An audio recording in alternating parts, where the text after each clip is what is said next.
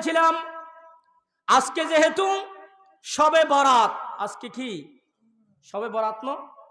এই শবে বরাত যখন আসে আমাদের মধ্যে তিন ধরনের মানুষ হয়। কয় ধরনের মানুষ হয়? কিছু বলে শবে বরাত তবে বরাত কিছু নাই, এইগুলো হাদিসে নাই, কোরআনে নাই, এইগুলোর আমল ভিত্তিহীন, এরকম কিছু বলে না। এখন তো মোবাইল, সবাই মোবাইলের মধ্যে শুনতেছেন, অনেক বড় বড় পাকড়িওয়ালা তারা বলে কি শবে বরাতের কোনো ভিত্তি কোরআন আর হাদিসে নাই, বড় করে হন নাউজুবিল্লাহ। আবার কিছু আছে বাড়াবাড়ি, কিছু আছে আল্লাহর নবী যতটুকু বলে নাই এর চেয়ে বড় বুজুর্গ হয়ে গেছে আল্লাহর ওলি, তারা এর চেয়ে বাড়িয়ে দেয়, এরকম কিছু আছে। আবার কিছু আছে যারা মধ্যম পন্থা অবলম্বন করে, যতটুকু হাদিসের দ্বারাই প্রমাণ ততটুকু তারা কি করে আমল করে। তবে একটা কথা মনে রাখতে হবে দুইটা রাইট সম্পর্কে, একটা হলো শবে বরাত আর একটা হলো শবে কদর। একটা হলো শবে বরাত আর একটা হলো কি, এই রকম 1000 শবে বরাত এক ফাল্লাই দিলে একটা শবে কদরের সমান হবে না। কথা বুঝতে পারি না মনে হয়। হাজার হাজার শবে বরাত এক ফাল্লাই দিলেও একটা শবে কদরের সমান, কারণ আল্লাহ শবে কদর সম্পর্কে নিজে বলেন ইন্না আনজালনাহু ফি লাইলাতিল কদর ওয়া মা আদরাকা মা লাইলাতুল কদর লাইলাতুল কদরি খায়রুম মিন আলফি শাহর। আল্লাহ পাক বলেন আমি কোরআনকে নাযিল করেছি লাইলাতুল কদরে, শবে কদর, কদরের রজনীতে আমি এই কোরআনকে নাযিল করেছি, অবতীর্ণ করেছি। আবার আল্লাহর নবী থেকে আল্লাহ জিজ্ঞাসা করেন হে নবী আপনি কি জানেন লাইলাতুল কদর এটা কি? আল্লাহ নিজেই জবাব দেন লাইলাতুল কদরি খায়রুম মিন আলফি শাহর, লাইলাতুল কদর হাজার হাজার মাসের চেয়ে উত্তম, হাজার হাজার মাসের চেয়ে উত্তম। তাহলে শবে কদরের কথা, লাইলাতুল কদরের কথা কোরআন শরীফে আছে, শবে বরাতের কথা হাদিসে আছে। কোথায় আছে? হাদিসে আছে। হাদিসের মধ্যে 6টা বড় বড় কিতাব। 1 নম্বর বুখারী শরীফ, কুরআন শরীফের পরে দুনিয়ার জগতের মধ্যে আসমানের নিচে জমিনের উপরে সবচেয়ে যেটা বড় কিতাব এটার নাম হলো আসাহুল কুতুবি বাদা কিতাবিল্লাহি আযজা ওয়া জাল্লা as-সহিহুল বুখারী। আসমানের নিচে জমিনের উপরে কুরআনের পরে সবচেয়ে বিশুদ্ধ কিতাব, সবচেয়ে বড় কিতাব, এই কিতাবের নাম হলো সহিহ বুখারী শরীফ। 2 নম্বর মুসলিম শরীফ, 3 নম্বর আবু দাউদ, 4 নম্বর তিরমিজি শরীফ, 5 নম্বর ইবনে মাজাহ, 6 নম্বর নাসাই। এগুলোকে সিহাসিত্তা বলা হয়। এগুলোকে কি বলা হয়? অর্থাৎ 6টা বিশুদ্ধ হাদিসের কিতাব, 6টা বিশুদ্ধ। এগুলো ছাড়া আরো অনেক হাদিসের কিতাব আছে, এগুলো ছাড়া অনেক আছে। বুখারী শরীফের মধ্যে লাইলাতুন নিসফি মিন শাবান, শবে বরাতের কথা নাই, মুসলিম শরীফেও নাই, আবু দাউদ শরীফে নাই, কিন্তু তিরমিজি শরীফের মধ্যেও আছে, ইবনে মাজাহ, সহিহ ইবনে হিব্বান, এই সমস্ত হাদিসের কিতাবের মধ্যে এই রকম শবে বরাত সম্পর্কে কথা আছে। তাহলে শবে বরাত সম্পর্কে হাদিসে আছে নাকি হাদিসে নাই?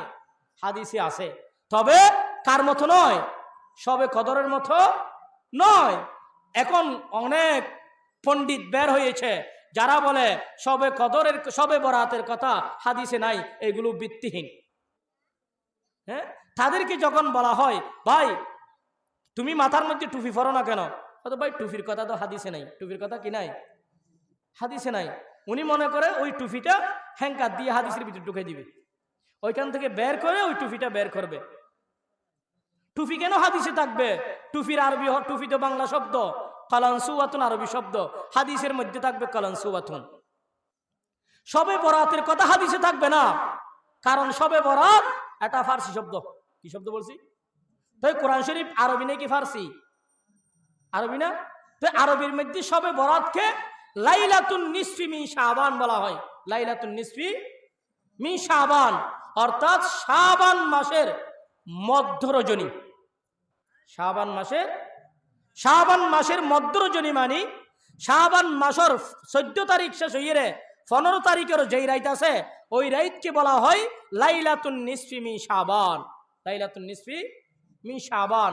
তাহলে লাইলাতুন নিসফি শাবানের কথা হাদিসে আছে নাকি হাদিসে নাই? হাদিসে আছে, কিন্তু কার মতো নয়? সবে কদরের মতো নয়। স্বর্ণ দামি নাকি বেদামি? স্বর্ণ 1,30,000 টাকা।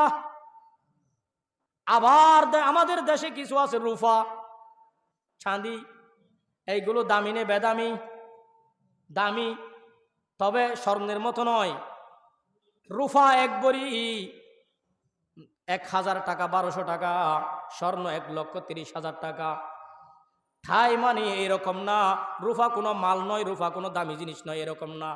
এইরকম স্বর্ণ যেইভাবে দামি, রূপাও দামি, কিন্তু স্বর্ণের দাম বেশি, 1,30,000 পর্যন্ত চলে যায়, আর রূপার দাম মাত্র 1,000 টাকা।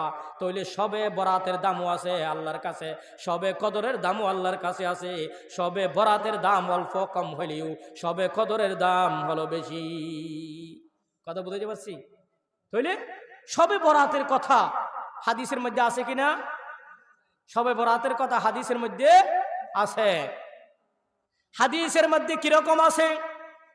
আলী ইবনে আবি তালেব রাদিয়াল্লাহু তাআলা আনহু থেকে বর্ণিত, কমপক্ষে 10 জন সাহাবা থেকে বর্ণিত, কমপক্ষে 10 জন সাহাবী লাইলাতুন নিসফি মিন শাবান, শাবান মাসের মধ্য রজনী সম্পর্কে আলোচনা করেছেন, হাদিস এনেছেন।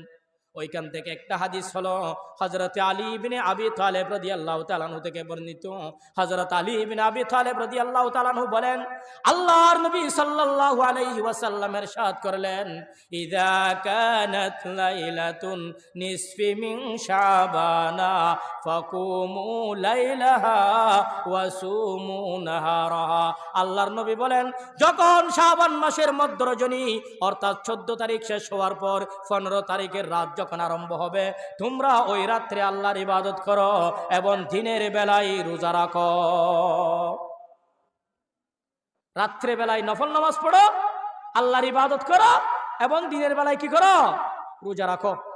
হদ কেন? ফাইন্নাল্লাহা ইয়ানজিলু তাবারাকা ওয়া তাআলা লিগুরুবিশ শামসি ইলা সামাইদ দুনিয়া। কারণ যখন শাবান মাসের মধ্য রজনী হয়, শাবান মাসের যখন 15 তারিখ হয়, 15 তারিখের রাত্রে আল্লাহ পাক রব্বুল আলামিন দুনিয়ার আসমানে নাকি নেমে আসেন।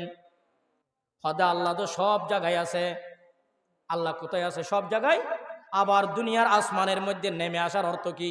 অর্থাৎ আল্লাহ বিশেষভাবে মনোযোগ দিয়ে থাকেন, আল্লাহ বিশেষভাবে তাওয়াজ্জু দিয়ে থাকেন।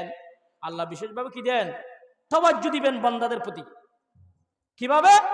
আল্লাহ ডাক দিয়ে বলবে, আলা মিন মুস্তাগফিরিন ফাগফির লাহু, আলা মিন মুস্তারজিকিন ফারজুকা, আলা মিন মুবতালান ফাওয়াফিয়া।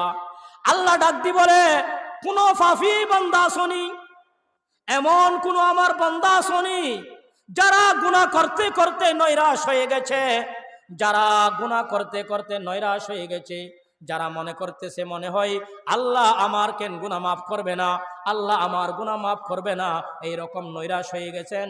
আল্লাহ ডাক দিয়ে বলেন, আলা মিন মুস্তাগফিরিন, এমন কোন বান্দা আসনি যেই বান্দা আমার কাছে ক্ষমা চাইবে, গুনাহ মাফ চাইবে, আমি আল্লাহ তাকে মাফ করে দিব। সুবহানাল্লাহ। আল্লাহ ডাক দিয়ে বলে কি?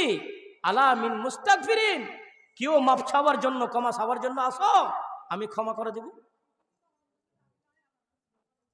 আলা মিন মুস্তারজিকিন ফারজুকা, এমন কোন লোক মানুষ আসনি যারা অভাব, যাদের ঘরে খাবার নাই, রিজিকে কষ্ট পাচ্ছে, এরকম কোন মানুষ আসেনি।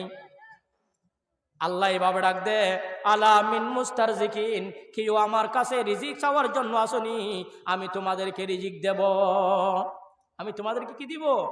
এখন আমরা মানুষের দরজায় খুঁজতে চাই, কিন্তু যার কাছে গেলে পাবো তার কাছে খুঁজতে চাই না। আল্লাহ বলেন, মাল্লাম ইয়াসআলিল্লাহ ইয়াগদাব আলাইহি, যেই ব্যক্তি আল্লাহর কাছে চায় না, আল্লাহ তার উপর অসন্তুষ্ট হয়। যে আল্লাহর কাছ থেকে চায় না, আল্লাহ তার উপর কি হয়? অসন্তুষ্ট হয়। তাহলে আমরা যদি আল্লাহর কাছে না চাই, তাহলে আল্লাহ আমাদের উপর কি হবে? নারাজ হবে, অসন্তুষ্ট হবে। আল্লাহ বলেন, আল্লাহর নবী বলেন, মাল্লাম ইয়াসআলিল্লাহ, যারা আল্লাহর কাছ থেকে চায় না, ইয়াগদাব আলাইহি, আল্লাহ তার উপর অসন্তুষ্ট হয়, আল্লাহ তার উপর রাগ হয়। তাহলে আল্লাহ ডাক দিয়ে বলে, আলা মিন মুস্তারজিকিন, আজকে রাত্রে আল্লাহ ডাকতেছে, ও রিজিক চাওয়ার জন্য কি আসনি, আমি রিজিক দেব। আলা মিন মুবতালান ফাহুয়া ফিয়া, কোন মুসিবতগ্রস্ত, কোন মুসিবতের মধ্যে পড়ে, কোন বিপদের মধ্যে পড়ে, এইরকম হতাশ হয়ে গেছে, এইরকম কোন বান্দা আসনি, আমাকে ডাকো, আমি আল্লাহ পাক রব্বুল আলামিন বিপদগ্রস্ত ব্যক্তিকে বিপদ মুক্ত করব। আল্লাহর কাছে দোয়া করবেন আজকে, আল্লাহ আমি অনেক বিপদে আছি, আমার মেয়ে বড় হয়ে গেছে, আমার মেয়ের জন্য স্বামীর দরকার, আমার সন্তান বড় হয়ে গেছে, আমার সন্তানের জন্য পাত্রী দরকার। আল্লাহ আমি অনেক মুসিবতের মধ্যে আছি, বিপদের মধ্যে আছি। আল্লাহ আপনার নবী বলেছেন, আপনি নাকি শবে বরাতের রাত্রে যখন ডাকে, আল্লাহকে ডাকে, আল্লাহর কাছে যখন চাই, আল্লাহ পাক রব্বুল আলামিন দেওয়ার জন্য প্রস্তুত আছি। আল্লাহ পাক রব্বুল আলামিন তার দোয়া কবুল করে আল্লাহ পাক রব্বুল আলামিন তাকে বিপদ মুক্ত করবেন। আল্লাহ আমি আপনার কাছ থেকে চাচ্ছি, আপনার দরবার ছাড়ার কোনো দরবার নাই, আপনার দরজা ছাড়ার কোনো দরজা নাই। আল্লাহ আপনি রহম করে, দয়া করে আপনি আমাদেরকে ক্ষমা করে দিন। এরকম বলতে পারবো না? তাহলে আজকের 1 নম্বর কাম হলো রাত্রে নফল নামাজ পড়া। 2 নম্বর কাজ হলো আল্লাহর কাছে দোয়া করা। আল্লাহর কাছে কি করা? দোয়া করা। আল্লাহর কাছে যেই কোনো মুসিবত হোক না কেন, যেই কোনো বিপদ হোক না কেন, গুনার জন্য হোক না কেন, গুনাহ মাফ চাওয়ার জন্য হোক না কেন, রিজিকের জন্য হোক না কেন, রোগে আক্রান্ত হয়ে গেছে, ছটফট করতেছে বিছানার মধ্যে, আল্লাহর কাছ থেকে আমরা চাইব, আল্লাহর কাছে আমরা দোয়া করব, আল্লাহ আজকে তো আমি অসুস্থ হয়ে গেছি, আমার অসুস্থের নিয়ামতকে আপনি সুস্থতা দিয়ে পরিবর্তন করে দিন। এইভাবে আল্লাহর কাছে কি করতে হবে? দোয়া করতে হবে। আজকে রাইতের আমল 1 নম্বর, তাহলে যতটুকু সম্ভব নফল নামাজ আদায় করা, আর যতটুকু সম্ভব আজকে রাত্রে আল্লাহর কাছে দোয়া করা। আল্লাহর কাছে কি করা? দোয়া করা। বেশি বেশি লম্বা সময় আল্লাহর কাছে দোয়া করবেন। বেশি বেশি সময় কার কাছে দোয়া করতে হবে? আল্লাহর কাছে দোয়া করতে হবে। আল্লাহর নবী সাল্লাল্লাহু আলাইহি ওয়াসাল্লাম ইরশাদ করেন, আল্লাহ পাক রব্বুল আলামিন যখন লাইলাতুন নিসফি মিন শাবান, শাবান মাসের মধ্য রজনী, শাবান মাসের 15 তারিখের রাত, অর্থাৎ শবে বরাতের রাত্রে আল্লাহ পাক রব্বুল আলামিন অনেক অনেক লক্ষ লক্ষ মানুষের গুনাহ মাফ করে দিয়ে থাকেন। কত মানুষ? লক্ষ লক্ষ মানুষের গুনাহ আল্লাহ পাক রব্বুল আলামিন মাফ করে দিবেন। শুধুমাত্র কেবলমাত্র আল্লাহ পাক রব্বুল আলামিন 2 প্রকারের মানুষের গুনাহ মাফ করবে না। কয় প্রকারের মানুষের গুনাহ? আল্লাহ পাক রব্বুল আলামিন শবে কদরের সময় মাফ করবে না, লাইলাতুল কদরের সময় মাফ করবে না, এই রকম ঈদের রাত্রেও মাফ করবে না, জুমার রাত্রেও মাফ করবে না। অর্থাৎ আল্লাহ পাক রব্বুল আলামিন 2 প্রকার মানুষের গুনাহ কখনো মাফ করবে না। কয় প্রকার? আল্লাহ পাক রব্বুল আলামিন সমস্ত মখলুকের গুনাহ মাফ করে দিবেন, সমস্ত বান্দার গুনাহ মাফ করে দিবেন। শুধুমাত্র কয় প্রকার বলেছিলাম? 2 প্রকারের বান্দা আল্লাহ পাক রব্বুল আলামিন, আল্লাহর নবী বলেন কখনো মাফ করবে না। 1 নম্বর হলো লিমুশরিকিন, যারা মুশরিক, আল্লাহর সাথে শিরিক করে, তাদের গুনাহ আল্লাহ কখনো মাফ করবে না। যারা শিরিক গুনাহ করে, তারা গুনাহ আল্লাহ কি করবে না? আল্লাহ সব গুনাহ মাফ করে দিয়ে কোরআনের মধ্যে আছে। আল্লাহ পাক রব্বুল আলামিন ইরশাদ করলেন, আমি যদি চাই, আমার যদি ইচ্ছা হয়, আমি সব গুনাহ মাফ করে দেব। শুধুমাত্র কেবলমাত্র যারা আমার সাথে শিরিক করবে, যারা শিরিক গুনার মধ্যে লিপ্ত হবে, আমি ওই গুনাহ কখনো মাফ করব না। আল্লাহ শিরিক গুনাহ কি করে না? এই কপাল দিয়েছেন আল্লাহ আল্লাহর কাছে নত করার জন্য, আল্লাহর কাছে ঝুঁকানোর জন্য, আল্লাহর কাছে সিজদা যাওয়ার জন্য। এই কপাল দিয়ে যদি আমি মন্ত্রীর দরবারে যাই, এই কপাল নিয়ে যদি আমি এমপির দরবারে দরবারে ঘুরি, এই কপাল নিয়ে যদি আমি নেতার পিছনে পিছনে ঘুরি, তাহলে আল্লাহ পাক রব্বুল আলামিন বলেন, বান্দা তুই তো শিরিক করলি, তোর গুনাহ আমি কখনো ক্ষমা করব না। আল্লাহ শিরিক গুনাহ কি করবে না? ক্ষমা করবে না। সন্তান দেওয়ার মালিক একমাত্র আল্লাহ। সন্তান দেওয়ার মালিক কে? রিজিক দেওয়ার মালিক একমাত্র আল্লাহ। এই রকম বাদ দেওয়ার মালিক একমাত্র আল্লাহ, ইবাদতের তৌফিক দেওয়ার একমাত্র মালিক আল্লাহ, সব জিনিসের মালিক একমাত্র কে, লা ইলাহা ইল্লাল্লাহ। একটু বড় আওয়াজে বলে লা ইলাহা ইল্লাল্লাহ, লা ইলাহা ইল্লাল্লাহ, লা ইলাহা ইল্লাল্লাহ, লা ইলাহা ইল্লাল্লাহ, লা ইলাহা ইল্লাল্লাহ, সুবহানাল্লাহ ওয়ালহামদুলিল্লাহ, সুবহানাল্লাহ ওয়ালহামদুলিল্লাহ, ওয়ালা ইলাহা ইল্লাল্লাহ, লা ইলাহা ইল্লাল্লাহু মুহাম্মাদুর রাসূলুল্লাহ। আল্লাহ ছাড়া কোনো মাবুদ নাই, একমাত্র রিজিকের মালিক হলেন আল্লাহ, খাবারের মালিক হলেন আল্লাহ, এইরকম সন্তান দেওয়ার মালিক হলেন আল্লাহ, চাকরি রক্ষা করার মালিক হলেন আল্লাহ। আল্লাহর সাথে কাউকে শরীক করা যাবে না, আল্লাহর সাথে কাউকে শরীক করা যাবে না। ইবাদতের মালিক হলেন একমাত্র আল্লাহ, আল্লাহ ছাড়া আর কারো গোলামি আর ইবাদত করা যাবে না। অতএব আল্লাহ পাক রব্বুল আলামিন যারা মুশরিক তাদের গুনাহ কখনো ক্ষমা করবে না। আল্লাহ কেন মাফ করবে শিরিক? শিরিক তো আমরাও মাফ করতে চাই না, শিরিক আমরা মাফ করতে চাই। যেমন সন্তান বিদেশ থাকে, দেশের মধ্যে আসার পর সুন্দর একজন যুবতী মহিলাকে বিবাহ করেছে, বিবাহ করার পর যখন বিদেশে চলে গেল, 1 মাস পর 2 মাস পর স্ত্রী স্বামীকে কল করে বলতেছেন, ও গো আমার স্বামী, আপনি যে আমাকে একটা গড়ি কিনে দিয়েছিলেন, ওই গড়িটা আমি হারিয়ে ফেলছি। স্বামী বলে, অসুবিধা নাই, একটা গড়ি কেন, 5টা 10টা গড়িও যদি হারিয়ে ফেলস, আমি তো ওইখান থেকে আরো দামি গড়ি ফাটিয়ে দেব, বলে না? এই রকম আর কিছুদিন পরে কল করতেছে, ও গো আমার স্বামী, আমাকে যে 1 ভরি স্বর্ণ দেওয়া হয়েছিল, ওই স্বর্ণগুলো আজকে পুকুরে কোথাও নাকি পড়ে গেছে, আমি অনেক তালাশ করেছি, পাওয়া যাচ্ছে না। স্বামী বলে, অসুবিধা নাই, আমি আগামী মাসের বেতন পাওয়ার পর 1 ভরি না, তোমার জন্য 2 ভরি স্বর্ণ বাড়িয়ে দেব। এইরকম বলে কিনা? স্বর্ণ হারিয়ে ফেলছে, স্বামী বলে অসুবিধা নাই। গড়ি হারিয়ে ফেলছে, স্বামী বলে অসুবিধা নাই। কিছুদিন পরে আবার ঘর থেকে কল গেল, মায়ে বলতেছেন, ওগো আমার সন্তান, তুমি কি বিবাহ করেছো? ওই মহিলা তো তোমার ঘরে থাকে না, ওই মহিলা পর পুরুষের সাথে সম্পর্ক। কার সাথে সম্পর্ক? অন্য পুরুষের সাথে সম্পর্ক। কার সাথে সম্পর্ক? আচ্ছা, স্বামী যেই গড়ি হারিয়ে ফেলছে, বলছে 2টা গড়ি দেবো, আমি 5টা গড়ি দেবো। স্বামী যেই স্বর্ণ হারিয়ে ফেলছে, বলছে আমি স্বর্ণ প্রয়োজন 1 ভরি না 2 ভরি ফাটিয়ে দেব। এখন যদি বলে তোমার স্ত্রী অন্য কারোর সাথে পরকিয়া করে, তাহলে স্বামী কখনো মানবে? স্বামী কখনো বরদাস্ত করবে? স্বামী যদি বাস্তবে দিনদার হয়, স্বামী যদি আল্লাহওয়ালা হয়, স্বামীর ভিতরে, পুরুষের ভিতরে যদি গায়রত থাকে, স্বামী কখনো মানবে না।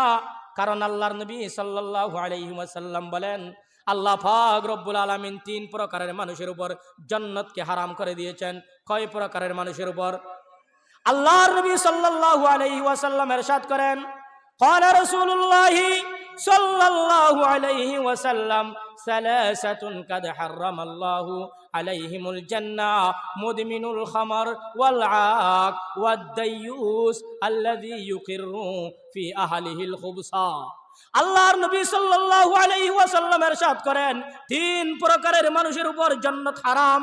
1 প্রকারের মানুষ হলো যারা নেশা করে, যারা শরাব খায়, শরাবখোর, যারা মদ খায়, যারা নেশা করে, তাদের জন্য আল্লাহর নবী বলেন জান্নাত হারাম।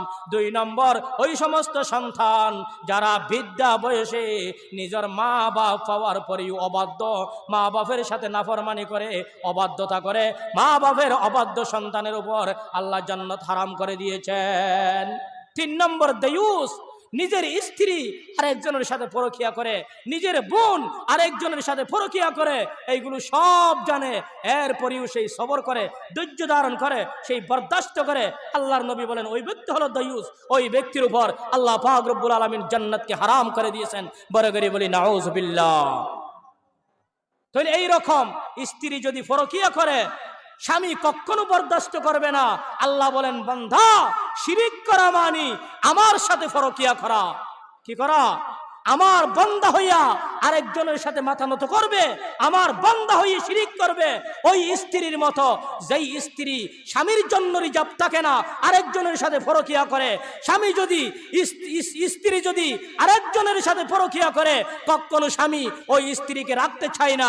যেই বান্দা আল্লাহর সাথে শিরিক করবে, যেই বান্দা শিরিক গুনার মধ্যে লিপ্ত হবে, যেই বান্দা আল্লাহকে বাদ দিয়ে অন্য কাউকে মাবুদ সাব্যস্ত করবে, আল্লাহকে বাদ দিয়ে অন্য কাউকে সুপারিশদাতা মানবে, অন্য কাউকে এই রকম মাবুদ হিসাবে স্বীকৃতি দিবে, আল্লাহ বলে আমি আসমান থেকে ডিক্লার দিলাম, আমি আসমান থেকে ঘোষণা দিলাম, আমি ওই বান্দাকে 3 তালাক দিয়ে দিচ্ছি। উনি আমার বান্দা নয়, উনার ঠিকানা হলো জাহান্নাম। বড় করে বলি নাউজুবিল্লাহ। তাহলে আল্লাহ পাক রব্বুল আলামিন লাইলাতুন নিসফি মিন শাবান, শাবানের 15 তারিখের মধ্যে 2 শ্রেণীর মানুষের দোয়া আল্লাহ পাক রব্বুল আলামিন কবুল করেন না। ওইখান থেকে এক প্রকার নাম বললাম কি মুশরিক। এক প্রকার কি মুশরিক। মুশরিকের দোয়া আল্লাহ কবুল করবে? কবুল করবে না। হযরত 2 নম্বরটা কি? 2 নম্বর হলো মুশাহিন। ওই ব্যক্তির দোয়া আল্লাহ পাক রব্বুল আলামিন কবুল করবে না। ওই ব্যক্তির গুনাহ আল্লাহ পাক রব্বুল আলামিন শাবান মাসের মধ্য রজনীতেও যদি আল্লাহর কাছে কেঁদে কেঁদে দোয়া করে, আল্লাহ পাক রব্বুল আলামিন দোয়া কবুল করবে না। ওই ব্যক্তি হলো আও মুশাহিন, যার অন্তরে হিংসা, যার অন্তরে হাসদ, যার অন্তরে দুশ্মনী পরিপূর্ণ ভর্তি। এইরকম কিছু মানুষ আছে না, সবসময় আরেকজনের সাথে কি রাখে? দুশ্মনী রাখে। এইরকম মানুষ আছে না? নাই। সমাজের মধ্যে এমন কিছু মানুষ থাকে যারা আরেকজনের সাথে হাসদ না করলে, আরেকজনের সাথে যদি হিংসা না করে, আরেকজনের সাথে যদি দুশ্মনী না রাখে, তার গুম হয় না, নেশা হয়ে গেছে। আরেকজনের ক্ষতি করতে হবে, আরেকজনের প্রতি হিংসা রাখতে হবে, আরেকজনের প্রতি বিদ্বেষ রাখতে হবে। আল্লাহর নবী বলেন, বিদ্বেষ ভাব যার ভিতরে থাকবে, এই রকম দুশ্মনীর ভাব যার ভিতরে থাকবে, হিংসা প্রায়ণ ব্যক্তি যিনি হবে, আল্লাহ তার দোয়া এই রকম সবে বরাতের সময়ও আল্লাহ তার গুনাহ মাফ করবে না। কি করবে না? তাহলে মাফ করতে হলে কি করতে হবে? প্রথমে দুশ্মনীকে আমার অন্তর থেকে বের করতে হবে, হিংসা আমার অন্তর থেকে বের করতে হবে। হিংসা করার লাভ কি? হিংসা করে লাভ কি? তার টাকা তো আমি আর পাবো না। উনাকে যেইগুলো আল্লাহ দিছেন, আল্লাহকে আমাকে দিবে? হ্যাঁ, আল্লাহ যেইগুলো তাকে দিয়েছেন আমার দরকার, আল্লাহ উনাকে যেইভাবে দিয়েছেন আপনি আমাকেও দেন, আমিও উনার মতো দিনদার হয়ে যাব, আমিও উনার মতো ভালো হয়ে যাব, আমিও উনার মতো সৎ হয়ে যাব। এই রকম বলবেন, তাহলে এটা হবে গিফটা, এটা জায়েজ। এটা কি? একজন ব্যক্তির সাথে হযরতে হিজর আলাইহিস সালামের সাথে সাক্ষাৎ। হিজর আলাইহিস সালামকে বলেন, আপনি নাকি হযরতে হিজর আলাইহিস সালাম? হিজর বলেন, হ্যাঁ আমি হিজর আলাইহিস সালাম। উনি বলছেন, হুজুর আমার জন্য একটু দোয়া করেন আল্লাহর কাছে। আমি শুনছি আপনি যদি দোয়া করেন আল্লাহ দোয়া কবুল করে। হারাহার দোয়া। হিজর আলাইহিস সালামকে বলতেছেন, আমার জন্য দোয়া করেন, আল্লাহ আপনি দোয়া করলে আল্লাহ কি করবে? কবুল করবে। হয়তো কি দোয়া? হয়তো আমার বাড়ির পাশে যিনি আছে উনি দিন দিন তরক্কি হইতেছে, উনার দিন দিন উন্নতি, আপনি দোয়া করবেন উনি যদি 1 তালা বাড়ির মালিক হয়, আমি যেন ডবল 2 তালার মালিক হই। উনি যদি 1 কানি জায়গা কিনতে পারে, আমি যেন 2 কানি কিনতে পারি, 2 বিঘা কিনতে পারি। উনি যদি 1টা গরুর মালিক হয়, আমি যেন 2টা গরুর মালিক হই। উনি যদি 1টা ছাগলের মালিক হয়, আমি যেন 2টা হই। অর্থাৎ আমার বাড়ির পাশে যেই লোক আছে ওই লোকের ডবল যেন আমি অর্জন করতে পারি, আমার জন্য একটু দোয়া করিয়েন। হিজর আলাইহিস সালাম মনে মনে বলতেছেন, তাহলে আপনি ওই দলের লোক যার ভিতরে কি আছে? হিংসা আছে, আরেকজনের প্রতি বিদ্বেষ আছে। হযরত হিজর আলাইহিস সালাম বলছেন, ঠিক আছে অসুবিধা নাই, তোমার জন্য দোয়া করতে আমার। হযরত হিজর আলাইহিস সালাম তার জন্য দোয়া করছেন। আল্লাহ উনি বলতেছেন, উনি চাইতেছেন ওই তার পাশের ব্যক্তি, তার প্রতিবেশী যতটুকু হয় এর চেয়ে যেন ওনার 2 গুণ হয়। আল্লাহ পাক রব্বুল আলামিন দোয়া কবুল করছে। কয়েকদিন যাওয়ার পর, কয়েক বছর যাওয়ার পর দেখা গেল ওই পাশের ব্যক্তি 1 তালা ঘর বানাইছে। আল্লাহ তাকে তৌফিক দিছে, সেই ব্যক্তি 2 তালা ঘর বানাইছে। খুব সুবিধা না? পাশের প্রতিবেশী 1 বিঘা 1 কানি জায়গা কিনছে, ওই ব্যক্তি 2 কানি 2 বিঘা কিনছে। পাশের ব্যক্তি একটা ষাঁড়ের মালিক হইছে, ওই ব্যক্তি দুইটার মালিক হয়ে গেছে। 6 বছর 5 বছর পর হযরত হিজর আলাইহিস সালামের সাথে সাক্ষাৎ। হিজর আলাইহিস সালাম বলছে, তোমার জীবন কেমন যাইতেছে? হযরত হুজুর আপনি দোয়া করছিলেন না? হয়তো মাশাআল্লাহ আপনার দোয়া এমন ভাবে কবুল করছে, আমার প্রতিবেশী একতলা ঘর বানাইছে, এখন আল্লাহ দিলে আমি 2 তলা ঘরের মালিক। হযরত হিজর আলাইহিস সালাম বলে, বুঝবে বুঝবে, আরেকটু বুঝতে হবে, তুমি এই যে বুঝো নাই। এরপর হযরত হিজর আলাইহিস সালাম চলে গেছে। এর কিছুদিন পর বলে কয়েক বছর গেছে, যাওয়ার পর ওই প্রতিবেশী যিনি ছিল উনি গাড়ির মধ্যে অ্যাক্সিডেন্ট হয়ে ফাঁকটা ভেঙে গেছে। ফাঁকটা কি হয়ে গেছে? ভেঙে গেছে। ঘটনাক্রমে ওই দোয়া করছিল, উনার একটা হইলে উনার কয়টা হইতে হবে? 2টা হইতে হবে। উনি অ্যাক্সিডেন্ট হইয়া তার পা 2টা ভেঙে গেছে। উনি চিন্তা করতেছে, এতদিন পর্যন্ত ভালো ছিলাম, এক থালা ঘরের মালিক হয়েছিল উনি, আমি 2 তলা হয়ে গিয়েছিলাম। উনি একখানি জমিনের মালিক হয়েছিল, আমি তো 2খানি জমিনের মালিক হয়ে গিয়েছিলাম। কিন্তু উনি একটা পা ভেঙে গেছে, আজকে তো আমার পা 2টা ভেঙে গেছে। আরো কিছুদিন পরে দেখা গেল কোনো কারণে রোগে আক্রান্ত হয়ে প্রতিবেশীর একটা চোখ অন্ধ হয়ে গেছে। যেহেতু হিজর আলাইহিস সালাম দোয়া করেছেন, উনার যদি একটা হয় উনার কয়টা হইতে হবে? এখন উনার চোখ উভয়টা অন্ধ হয়ে গেছে। এইরকম কিছুদিন পরে দেখা যায় উনার একটা হাত ভেঙে গেছে। আবার কিছুদিন পরে দেখা গেল ওই ব্যক্তির হাত কি হয়ে গেছে? 2টা ভেঙে গেছে। হিজর আলাইহিস সালামের সাক্ষাৎ। হিজর আলাইহিস সালাম বলতেছেন, এই তোমার অবস্থা কেমন যাইতেছে? হয়তো হুজুর আর বলিয়েন না, আপনি যেই দোয়া করছিলেন অনেকদিন ভালো ছিল, এখন উনার পা একটা ভেঙে গেছে, আমার দেখতেছি 2টা ভেঙে গেছে। হযরত হিজর আলাইহিস সালাম বলেন, দেখো যারা হিংসা করে, যারা আরেকজনের প্রতি দুশ্মনী রাখে, যারা আরেকজনের প্রতি বিদ্বেষ রাখে, তাদের পরিণাম এই রকমই হয়। আরো টের পাইবা যদি আরেকজনের সাথে হাসদ করো, আরেকজনের যদি হিংসা রাখো, দুশ্মনী রাখো। অতএব আল্লাহর নবী বলেন, এই রকম লাইলাতুন নিসফি মিন শাবান সব মানুষের দোয়া কবুল হবে। কয় প্রকারের মানুষের দোয়া কবুল হবে না? 2 প্রকারের মানুষের দোয়া কবুল হবে না। 1 নম্বর মুশরিকের দোয়া কবুল হবে না। 2 নম্বর যারা হিংসা রাখে, বিদ্বেষ রাখে, যারা মুসাহেন আরেকজনের প্রতি বিদ্বেষ রাখে, আল্লাহ পাক রব্বুল আলামিন তার গুনাহ মাফ করবে না। আরেকটা হাদিস বলে আমি শেষ করে দেব। আল্লাহর হযরত আয়েশা রাদিয়াল্লাহু তাআলা আনহা থেকে বর্ণিত, হযরত আয়েশা রাদিয়াল্লাহু তাআলা আনহা বলেন, ফাকাতু রাসূলুল্লাহি সাল্লাল্লাহু আলাইহি ওয়াসাল্লাম যাতা লাইলাতিন, আমি এক রাত্রে হযরত পয়গম্বর সাল্লাল্লাহু আলাইহি ইসলামকে পাইতেছি না। হযরত পয়গম্বর সাল্লাল্লাহু আলাইহি ইসলাম আমার বিছানার মধ্যে শুয়েছিলেন, কিন্তু হযরত পয়গম্বরকে আমি পাইতেছি না। হযরত পয়গম্বর সাল্লাল্লাহু আলাইহি ওয়াসাল্লাম কোথায় গেলেন? হযরত পয়গম্বর কোথায় গেলেন?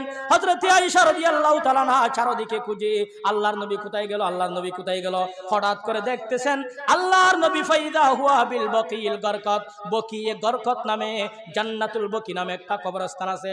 ওই কবরস্থানে গিয়ে আল্লাহর নবী সাল্লাল্লাহু আলাইহি ওয়াসাল্লাম রাফিয়ান রাসাহু ইলাস সামা, আসমানের দিকে হাত উঠাইয়া আল্লাহর কাছে দোয়া করতেছেন। আসমানের দিকে হাত উঠাই কি করতেছেন? দোয়া করতেছেন। তখন আম্মা জান আয়েশা রাদিয়াল্লাহু তাআলা আনহা, আয়েশা রাদিয়াল্লাহু তাআলা আনহাকে যখন আল্লাহর নবী দেখেন, আল্লাহর নবী বলে, আয়েশা তুমি কি মনে করেছো আমি আপনার উপর জুলুম করেছি? তাহলে এখান থেকে একটা মাসালা জানি, যাদের স্ত্রী কয়টা? 2টা। যাদের স্ত্রী 2টা, 2 জন স্ত্রী আছে, তাহলে সমানভাবে হক আদায় করতে হবে। এক স্ত্রীর কাছে যদি এক রাত কাটায়, আরেক স্ত্রীর কাছেও আরেক রাত করতে হবে, রাত যাপন করতে হবে। যদি না করে, কাল কিয়ামতের ময়দানে আল্লাহ ওই ব্যক্তিকে অর্ধঙ্গ অবস্থায় উঠাবে। বড় করে বলি নাউজুবিল্লাহ। হযরত আয়েশা রাদিয়াল্লাহু তাআলা আনহা বলেন, এই আল্লাহর নবী বলেন, আয়েশা তুমি মনে করেছো আল্লাহর নবী তোমার উপর জুলুম করেছে, আল্লাহ তোমার উপর জুলুম করেছে? হয়তো না না, আজকের রাতটা সম্পর্কে তুমি জানো না, আজকের রাতটা কিরকম রাত। হয়তো এখানে একটা বনি কলব আছে, বনি কলব গোত্রের মধ্যে ছাগল ফালো হয়, ছাগল ফালে, ওইখানে ছাগল থাকে বেশি। হয়তো বনু কলবের গোত্রের ছাগলের পশম পরিমাণ আল্লাহ পাক রব্বুল আলামিন শবে বরাতের রাত্রে লাইলাতুন নিসফি মিন শাবান, শাবানের মধ্য রজনীতে আল্লাহ পাক রব্বুল আলামিন এতগুলি মানুষের গুনাহ, এতগুলি মানুষের গুনাহ আল্লাহ পাক রব্বুল আলামিন ক্ষমা করে দিয়ে থাকেন। সব গেলে বলি সুবহানাল্লাহ। আল্লাহ পাক রব্বুল আলামিন আমাদেরকে যেন ওই রকম বনি কলবের সম পরিমাণ, ছাগলের পশম সম পরিমাণ, যেখানে আল্লাহ মখলুকদের গুনাহ মাফ করে দিবে, মানুষদের গুনাহ ক্ষমা করে দিবে, আল্লাহ ওই সমস্ত ব্যক্তিদের অন্তর্ভুক্ত আমাদেরকে করিয়েন, আমাদেরও আপনি গুনাহ মাফ করে দিয়েন। সকলে বলে আমিন আমিন আমিন। ওয়া আখিরু দাওয়ানা আনিল হামদুলিল্লাহি রাব্বিল আলামিন।